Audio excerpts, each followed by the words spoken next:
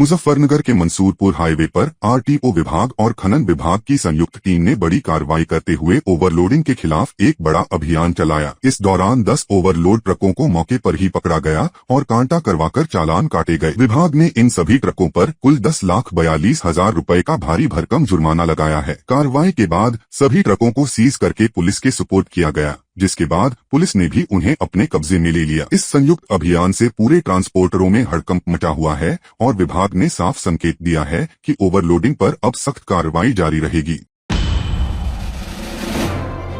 मुजफ्फरनगर के खतौली क्षेत्र में आज सुबह उस समय हड़कंप मच गया जब सद्दीक नगर के पीछे आम के बाग में लगभग 30 वर्षीय युवक का शव पेड़ से लटका मिला। सूचना मिलते ही थानाध्यक्ष दिनेश बघेल पुलिस टीम और फोरेंसिक यूनिट के साथ मौके पर पहुंचे और घटनास्थल की गहन जांच की। मृतक की जेब से कोई पहचान पत्र नहीं मिला है, लेकिन उसके दाहिने हाथ पर देव नाम का टैटू मिला है, जिसे पुलिस पहचान का अहम सुराग मान रही है। फिलहाल प्रथम दृष्टया मामला आत्महत्या का लग रहा है, लेकिन पुलिस सभी कोणों से जांच कर रही है। शव को पोस्टमार्टम के लिए भेज दिया गया है और स्थानीय लोग भी मौके पर पहुंचकर पहचान का प्रयास कर रहे हैं। पोस्टमार्टम रिपोर्ट के बाद ही मौत के असली कारणों का खुलासा हो पाएगा। मुजफ्फरनगर के महावीर चौक स्थित जीआईसी मैदान में आज संविधान बचाओ महारैली के दौरान भारी जनसैलाब उमड़ आया। बड़ी संख्या में पदाधिकारी, कार्यकर्ता और आम जनता मैदान में पहुंचती रही। युवाओं में रैली को लेकर जबरदस्त उत्साह देखने को मिला, जबकि ग्रामीण क्षेत्रों से ट्रैक्टर ट्रॉलियों और अन्य वाहनों के काफिले लगातार मैदान की ओर आते रहे। रैली में आजाद समाज पार्टी के राष्ट्रीय अध्यक्ष चंद्रशेखर आजाद ने भी शिरकत की और मंच पर पूर्व विधायक नवाजिश आलम खान, शाहनवाज राणा समेत कई पदाधिकारी मौजूद रहे। महिलाओं ने भी बड़ी संख्या में रैली में भाग लेकर भाईचारे और संविधान की रक्षा का संदेश दिया।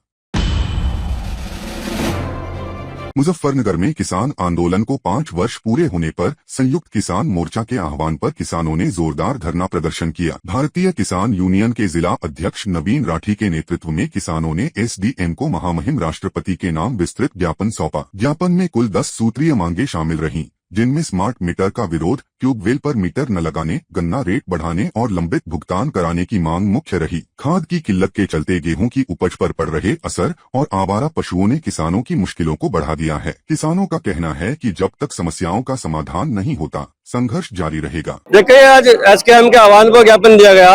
आज 26 नवम्बर 2025 को जो किसान आंदोलन दिल्ली की सीमाओं पर चला था, तो 5 साल हो लिए, तो उसके हमने वर्षगांठ बनाई। इसमें जो आज 5 साल के उपलक्ष्य में ज्ञापन दिया गया। इसमें हमारी 10 मांगे थी, जिसमें स्मार्ट मीटर गन्ने पर 3 रुपए बढ़ा दिए, तो ये महामहिम राष्ट्रपति जी के नाम डीएम साहब के माध्यम से ज्ञापन दिया गया।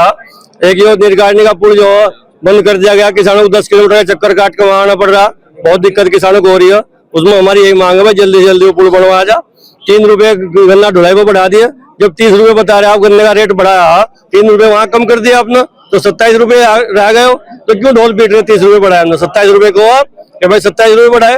इन्हीं मांगों को लेकर और स्थानीय मुद्दे और भी थे, जैसा हमारा पशु का था, स्मार्ट मीटर थे, और ये यूरिया और डीएपी नहीं पहुंच रही समितियों पर, उसकी किल्लत हो रही है। किसान गेहूं बो रहा है, अगर उसे खाद नहीं मिलेगा तो कहाँ से गेहूं हो जाएंगे भाई? कहाँ से पैदा हो जाएगा देश में? खाद की कमी चल रही है। ये सब मांगों को लेकर आज ज्ञापन दिया गया। हाँ, स्मार्ट मीटर जबरदस्ती नहीं लगना देंगे। ये तो अभी आया भी है कि भाई जबरदस्ती किसी के यहाँ स्मार्ट मीटर नहीं लगेगा, तो जबरदस्ती हम बिल्कुल भी स्मार्ट मीटर इस जिले में लगना नहीं थे। 10 मांग थी हमारी, 10 मांग हमने ज्ञापन में महामहिम राष्ट्रपति जी नाम जो ज्ञापन दिया, 10 मांग हमारी थी। मुंबई में 26/11 आतंकी हमले की 17वीं बरसी पर आज शहीदों को याद किया गया। महाराष्ट्र के मुख्यमंत्री देवेंद्र फडणवीस, डीजीपी रश्मि शुक्ला और मुंबई के पुलिस कमिश्नर देवेन भारती ने पुलिस कमिश्नर दफ्तर पहुंचकर नम आंखों से श्रद्धांजलि अर्पित की। 2008 में हुए इस भीषण हमले ने देश को हिलाकर रख दिया था, लेकिन हमारे वीर जवानों ने अपनी जान की परवाह किए बिना मुंबई को बचाया। आज इन शहीदों के साहस और बलिदान को याद करते हुए अधिकारियों ने देश की सुरक्षा और सतर्कता को और मजबूत बनाने का संकल्प दोहराया। शहर भर में आज कई कार्यक्रम आयोजित किए जा रहे हैं, जहां लोगों ने शहीदों को नमन किया। दोबारा कोई बाबर पैदा ही नहीं होगा जो भारत की भूमि पर फिर से कोई बाबरी मस्जिद बना ले। माँ भारती के संतान जग चुका है, और अब बाबर का कोई भी औलाद बाबरी मंदिर भारत में नहीं बनाएगा। भारत में भगवान राम का मंदिर, माँ जानकी का मंदिर ही बनेगा। ममता जी पहले ये तय करें कि उनको करना क्या है। जब उनको लड़ना है तो फिर लड़ने के लिए नेतृत्व यहाँ पर देखें कि राहुल जी के अलावा पूरे देश में कोई ऐसा नहीं है जो राहुल जी के अलावा जिसको पूरा देश एक्सेप्ट करता हो।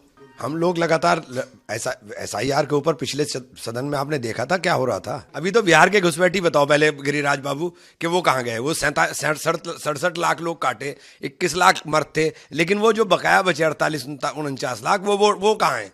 पहले तो गिरिराज बाबू उनका जवाब दे दो। आपने कितने लोगों को डिटेंशन कैंप में भेजा, कितने लोगों को आपने प्रत्यारोपित करा, आप बताओ अब। और अगर सीमाओं से जो एक बयान में देख रहा था कि साहब रोज इतने बांग्लादेशी वापस जा रहे हैं, अगर वापस जा रहे हैं तो तुम क्या खड़े हो भाई? तुम्हारी बंदूकों में गोलियां नहीं बची क्या? तुम्हारी बंदूकों में गोलियां नहीं बची, तुम्हारे हाथ में तो सीमा भी सुरक्षित नहीं रही। जिस व्यक्ति का हाथ में सीमा सुरक्षित नहीं रहे उन्हें देश पर राज करने का अधिकार क्या है? अब ये ममता बनर्जी जिस तरह से एक मुख्यमंत्री होकर के जो बयान दिया है, ये बयान अराजकता को बढ़ावा देने वाला है। इनकी बौखलाहट का द्योतक है, क्योंकि बिहार के चुनाव परिणाम ने साबित कर दिया कि अगर रोहिंग्या, बांग्लादेशी या जो अवैध रूप से मतदाता बने और अगर वो मतदाता नहीं रहेंगे तो जो बिहार का परिणाम आया वही बंगाल का परिणाम होगा। तो ये निश्चित तौर से उनकी कुंठा है। लेकिन SIR का तात्पर्य क्या है? आखिर स्पेशल डिवीजन अगर हो रहा है तो मतदाता सूची का शुद्धिकरण हो रहा है, और उस मतदाता सूची के शुद्धिकरण के लिए डोर टू डोर जा कर के और जिस तरह से गाँव में सबको गणना फॉर्म 4 दिसंबर तक भरना है, अगर कहीं किसी का नाम छूटता है तो उसको एतराज़ करने का मौका है। तो भारत का कोई भी नागरिक हो उसको मतदाता बनने का अधिकार है, लेकिन विदेशी को नहीं होगा, रोहिंग्या बांग्लादेशी नहीं होगा। आज ये लोग जो लड़ाई लड़ रहे हैं, चाहे ममता हो, अखिलेश यादव हो या राहुल गांधी हो, ये रोहिंग्या और बांग्लादेशी को